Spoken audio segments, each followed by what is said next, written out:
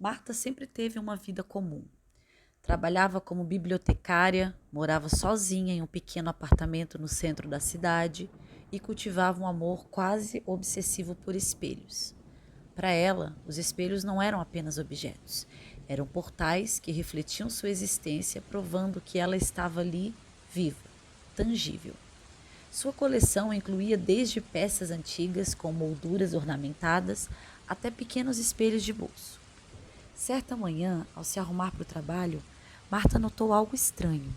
Parada diante do espelho do banheiro, viu o ambiente refletido perfeitamente, mas seu reflexo não estava lá. Primeiro, pensou que fosse uma ilusão de ótica, talvez o cansaço ou uma falha na iluminação. Passou as mãos no rosto, verificou os olhos, chegou a encostar o nariz no vidro frio, mas nada. Era como se o espelho simplesmente se recusasse a reconhecê-la. Assustada, Marta correu para o espelho da sala. O mesmo fenômeno, a moldura dourada emoldurava apenas o vazio onde ela deveria estar. Ela tentou outros espelhos da casa, mas nenhum devolvia a sua imagem. Ligou então para sua amiga Clara, tentando explicar o que estava acontecendo, mas acabou rindo nervosamente da situação, descrevendo como uma paranoia matinal. Clara sugeriu que Marta descansasse e, se necessário, procurasse um médico. Os dias seguintes foram ainda mais perturbadores. Marta percebeu que, apesar de não se ver nos espelhos, outras pessoas conseguiam enxergar ela normalmente. No trabalho, os colegas não notaram nada estranho, nada de diferente, mas Marta começou a sentir uma desconexão crescente. Sempre que passava por vitrines ou superfícies refletoras, o vazio a seguia. Ela começou então a evitar espelhos, mas isso não amenizava a sensação crescente de que algo mais estava errado. Certa noite, enquanto lia na sala, ouviu um som abafado vindo do seu banheiro. Era um estalo suave, como se algo estivesse se mexendo atrás do espelho. Marta congelou. O som se repetiu, dessa vez ainda mais forte. Hesitante, ela se aproximou com a respiração entrecortada. O espelho parecia diferente, como se algo além do vidro pulsasse. De repente, o reflexo do banheiro inteiro desapareceu, dando lugar a uma escuridão profunda.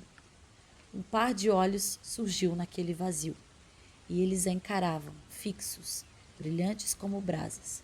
Então, uma figura emergiu da escuridão do espelho. Era Marta, ou melhor, uma versão de Marta.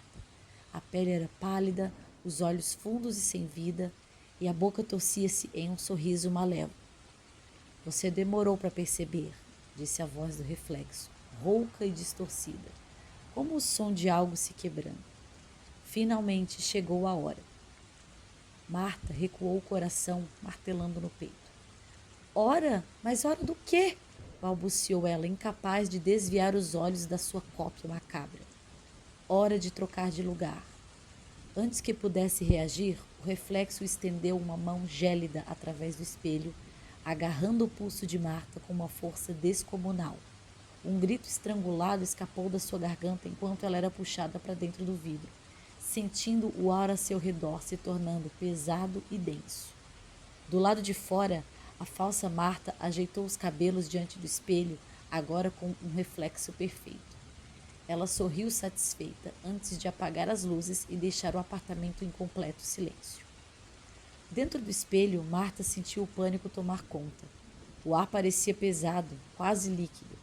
Ela olhou ao redor, mas não havia luz, nem chão, nem teto, apenas uma vastidão escura que se estendia até o infinito. A única coisa tangível era a moldura do espelho, como uma janela pela qual ela podia ver sua antiga sala e, mais perturbador ainda, podia ver a si mesma. O reflexo, ou seja, a cópia que agora estava no mundo real, agia como se fosse Marta. Essa falsa Marta observava calmamente sua coleção de espelhos, acariciava os livros na estante e até ajeitava uma mecha de cabelo diante do vidro. Ela parecia tão natural, tão humana. Mas então o reflexo ergueu os olhos e olhou diretamente para Marta, presa do outro lado. Você ficará bem aqui, disse a cópia. Sua voz agora estava idêntica à de Marta, mas com um tom frio e calculado. É um espaço tranquilo, silencioso. Não haverá ninguém para te incomodar. Me solta! O que você é? O que está acontecendo? Marta gritava, batendo desesperadamente na superfície invisível. Cada batida fazia um som abafado, como se ela estivesse do outro lado de uma parede de água espessa. Ai, sempre as mesmas perguntas. O reflexo de Marta revirou os olhos, como se já tivesse tido aquela conversa antes, inúmeras vezes. Eu sou você, ou pelo menos a versão que sempre esteve do outro lado, esperando uma chance. E agora que a minha chance chegou, você é que vai descobrir como é ser invisível. Bem-vinda ao reflexo. Antes que Marta pudesse responder, a cópia apagou as luzes da sala, mergulhando o apartamento na completa escuridão. E dentro do espelho, a escuridão avançou como uma onda, engolindo Marta. Ela tentou correr, mas a ausência de chão a fez tropeçar em um vazio. Quando finalmente conseguiu se levantar, percebeu que não estava sozinha. Na escuridão surgiram outros olhos brilhantes, semelhantes aos da cópia que havia puxado ela. Silhuetas começaram a se formar, pessoas de todas as idades e aparências, com expressões pálidas e olhos opacos. Eles caminhavam lentamente, arrastando seus pés, como se estivessem carregando um peso invisível. Você é nova aqui, a voz de um homem ecoou no espaço. Ele era magro, com roupas desbotadas e o olhar perdido, como alguém que já havia desistido de lutar. Quantos espelhos você tinha em casa? Indagou ele. Espelhos? Marta repetiu, confusa e aterrorizada. Sim, eles são as portas. Quanto mais espelhos você tem, mais rápido ele ou ela consegue te pegar. Ele apontou para o vazio. Esses reflexos, eles são pacientes, e quando tomam seu lugar, ninguém percebe, nem sua família, nem seus amigos. Mas eu posso sair daqui, certo? Deve ter um jeito, Marta dizia, sentindo o desespero crescendo. O homem apenas riu, um som seco e sem esperança. Querida, se houvesse aqui um lugar para sair, eu já teria saído. Eu estou aqui desde que minha mãe me deu um espelho de mão e eu era uma criança. Enquanto isso, no mundo real, a nova Marta vivia sua vida com perfeição assustadora. Ninguém jamais suspeitou da troca. Amigos, colegas e até Clara acreditavam que nada havia mudado. Mas algo era diferente na falsa Marta. Ela nunca mais olhava para espelhos. Todas as superfícies refletoras foram retiradas do apartamento. A cópia, agora em posse da vida de Marta, evitava vitrines, espelhos de elevador e até poças de água.